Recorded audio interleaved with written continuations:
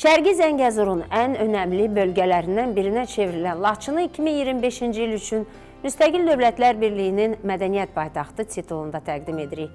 Bu münasibətlə Laçın möhtəşəm tədbirlərə ev sahibliyi etdi və MDB-yə daxil olan 7 ölkədən olan ictimai-siyasi xadimlər, tanınmış mədəniyyət və incəsənət nümayəndələri, media təmsilçiləri yenidən üz tutduq Laçına.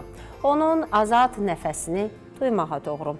Bu dəfə təyyarə ilə Bakı-Laçın reysinin ilk sərnişinlərindən biri kimi.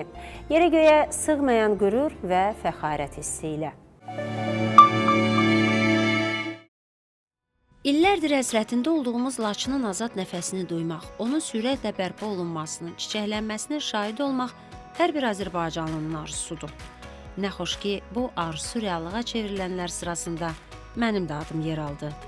Laçın 2025-ci il üçün Müstəqil Dövlətlər Birliyinin Mədəniyyət Paytaxtı elan olunması ilə beynəlxalq diqqətin mərkəzinə çevrildi.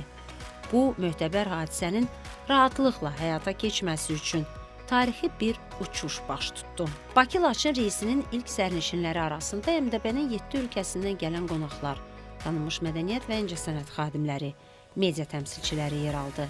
Keçid məntəqələrində biletlər təqdim olundu, stüardların və stüardessaların yaxşı yol arzularının müşayiəti ilə təyyarəmiz Bakıdan Laçına doğru səmada qanad açdı.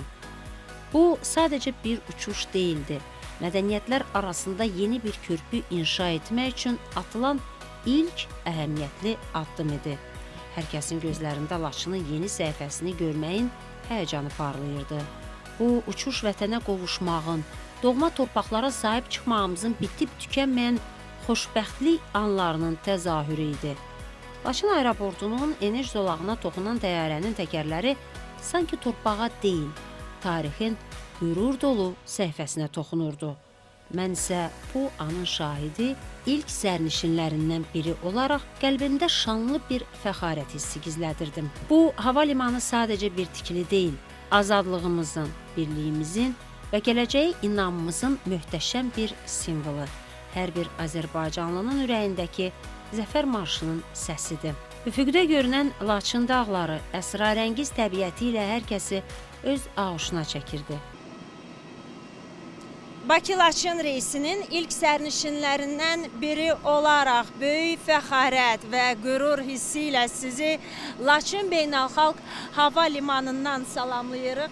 Real TV-nin çəkiliş qrupu Azərbaycandan və Müstəqil Dövlətlər Birliyinin saysız hesabsız nümayəndə heyəti ilə birlikdə Laçına səfər edib və bu səfərin məqsədi 2025-ci il üçün Laçının MDB Mədəniyyət Paytaxtı seçilməsidir. Qarşıda isə bizi 3 iyun tarixində başlayacaq MDB Mədəniyyət Paytaxtı günləri gözləyirdi. Bu, Laçınımızın yalnız azad deyil, həm də mədəniyyətimizin beşiyi olduğu bütün dünyaya elan etmək üçün möhtəşəm bir fürsətidir. Mən isə bu tarixi anın kiçik bir parçası, gələcək nəsillərə danışacaq qürur dolu bir xatirəyə sahib olan xoşbəxt insanıdım. Bu dəfəki missiyamız isə Laçında gerçəkləşəcək beynəlxalq tədbiri işıqlandırmaq oldu. Laçının halqavari, sanki ürək kardioqrammasını xatırladan dolambac yolları ilə üz tutduq şəhərə. Qeyd edim ki, hava limanı Qorçu kəndində yerləşir. Qorçudan isə Laçına və Laçından da Qorçuya təxminən 1 saatlıq serpantin yolu dağların ətəyi ilə uzanır.